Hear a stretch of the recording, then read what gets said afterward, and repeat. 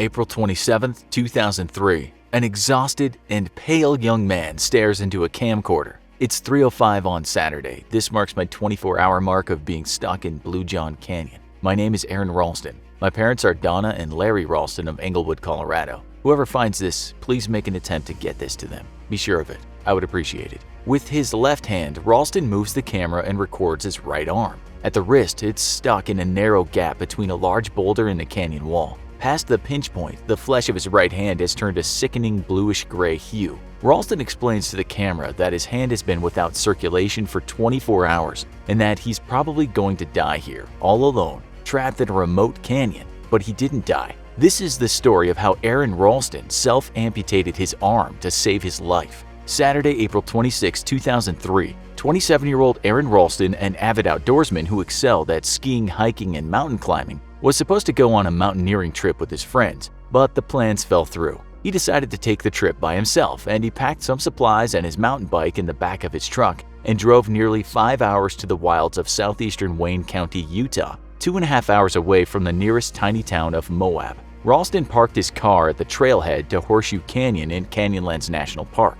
Horseshoe Canyon is stunning. It's full of vast rock formations, sandstone monoliths, and deep ravines. It's remote, blue sky, big country where you can hike all day and never see another soul. It was a lovely late spring morning. Ralston's plan was to do a 30-mile loop of biking and canyoneering through Horseshoe and Blue John Canyons. He was dressed in biker shorts with regular shorts on top and a t-shirt. He carried a 25-pound pack filled mainly with climbing gear. He also had a small first aid kit, a cheap knockoff multi-purpose tool, 2 burritos, and a gallon of water split between a hydration pack and a water bottle. Ralston spent the morning mountain biking cross-country. Around midday at the end of his 15-mile ride, he locked his bike to a tree at the top of Blue John Canyon, planning to later drive his truck up to retrieve it.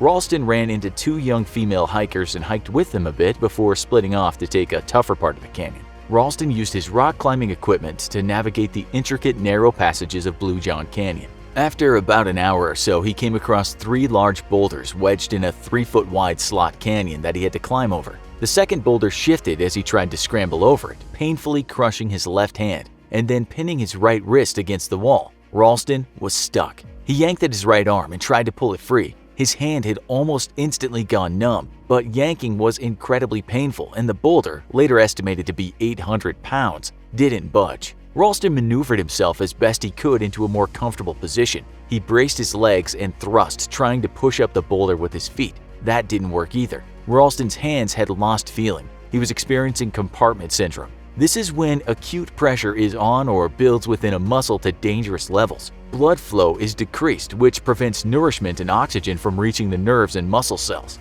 The compartmentalized tissue rapidly deteriorates and begins to die. Ralston stopped for a break and awkwardly contorted himself to reach the water bottle in his pack. He chugged quite a bit of water before logical thought kicked in. He was stuck. He needed to ration his water supply. He knew the average survival time in a desert without water is between 2 and 3 days, sometimes less if the person is exerting themselves in 100-degree heat. He estimated that he had until Monday night. Ralston forced himself to relax and stop the adrenaline coursing through his body. He then took an inventory of his supplies. In addition to the food and water he had not already eaten, he had a personal CD player with extra CDs, extra AA batteries, a mini digital video camcorder, a digital camera, a 3 LED headlamp, climbing gear, and the multi-tool. His legs were tired of standing, so Ralston used his rope bag to pad the ledge in front of him so he could lean against it. He tried to chip away at the rock with the 3-inch blade on his multi-tool but made no progress. The rock was hard and the blade dull.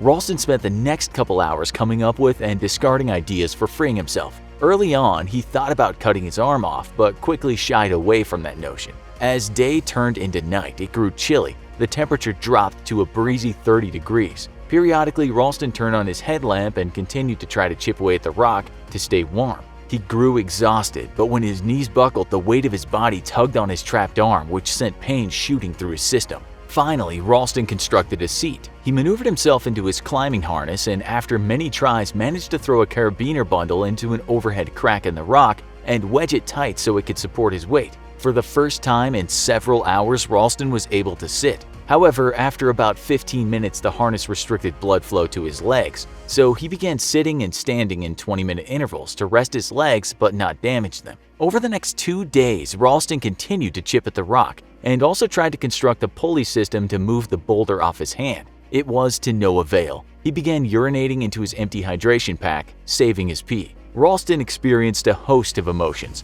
He reminisced about happy times with family and friends. He brooded and struggled with remorse and depression over times that had gone poorly. Though not particularly religious, he prayed and spoke aloud to God, asking for help and a way out. A few times he thought he heard voices and yelled for help, but only received the mocking sound of his own voice echoing from rock formations in reply. On Tuesday, when Ralston ran out of water, he began drinking his pee. As time passed, Ralston experimented with cutting his trapped right arm. He stabbed down to the bone, but realized that there was no way his blunt knife would be able to cut through it. Ralston despaired, but eventually came to a kind of peace and acceptance of the fact that he was going to die alone in the canyon. Ralston made videos with his camcorder, saying goodbye to his friends and family. He also gave his last will and testament. He scratched his name, birth month, and year into the rock as an epitaph. He also scratched APR-03. On Wednesday night, having been stuck for 6 days, Ralston faded in and out of trances, hallucinating.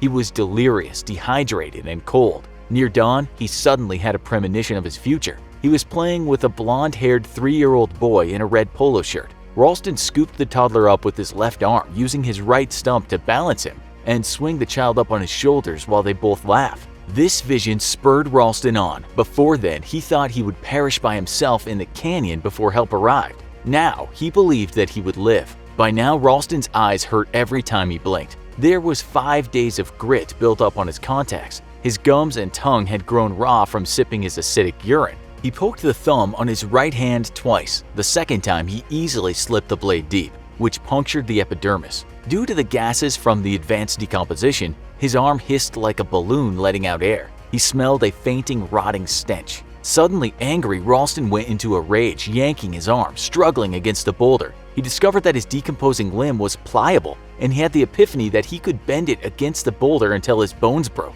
Ralston violently bent his arm back and forth, using his body weight to exert pressure on his arm. Finally, the torque snapped his radius and ulna bones. He then used the dull blade of his multi-purpose tool to saw through the soft skin and tissue of his arm, carefully preserving the arteries. Ralston paused in cutting to apply a makeshift tourniquet made from the rubber tubing of his hydration pack, using his biking shorts for padding. He then used the multi-tool's pliers to sever his tendons before continuing to cut his flesh. Cutting through the main bundle of nerves was especially painful. Then, Ralston cut through the last piece of skin and was free. Later, Ralston said the amputation and bandaging took about an hour. Ralston described the moment when he walked out of the slot canyon as being reborn, because I'd already accepted I was going to die. Meanwhile, worried friends had filed a missing persons report on Tuesday night after Ralston had failed to show up for work for 2 days. The police traced Ralston's credit card. It had been last used to purchase groceries in Moab. Family and friends were convinced that Ralston had gone hiking near there.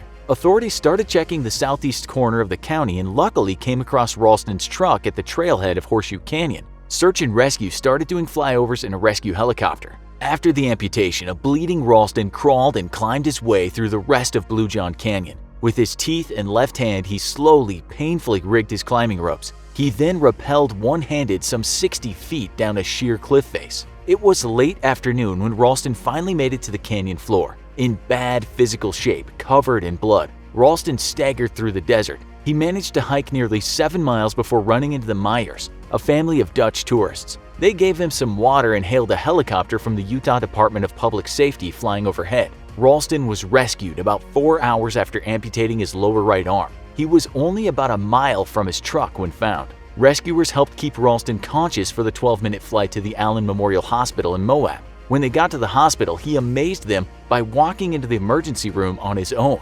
He was stabilized before being flown to St. Mary's Hospital in Grand Junction, Colorado for surgery. Ralston had lost around 40 pounds, including 25% of his blood volume. Rescuers said that the slot canyon Ralston was stuck in was so narrow that he would never have been spotted from the helicopter. Worried that hikers would make pilgrimages to see Ralston's arm and get into trouble themselves, park authorities retrieved Ralston's arm. It's said to have taken several men, a winch, and a hydraulic jack to move the boulder so that Ralston's severed arm could be freed. Since his canyoneering accident, Ralston spent 6 months making a complete recovery. He quickly learned to use a prosthetic and returned to the outdoor activities he loved so much. Do you think you could amputate a body part to survive? Let us know in the comments. And check out the brand new channel called I Am. Real-life stories come to life as they're told from the perspective of the people who lived it. Watch I Am a Plague Doctor right now and be one of the first to subscribe.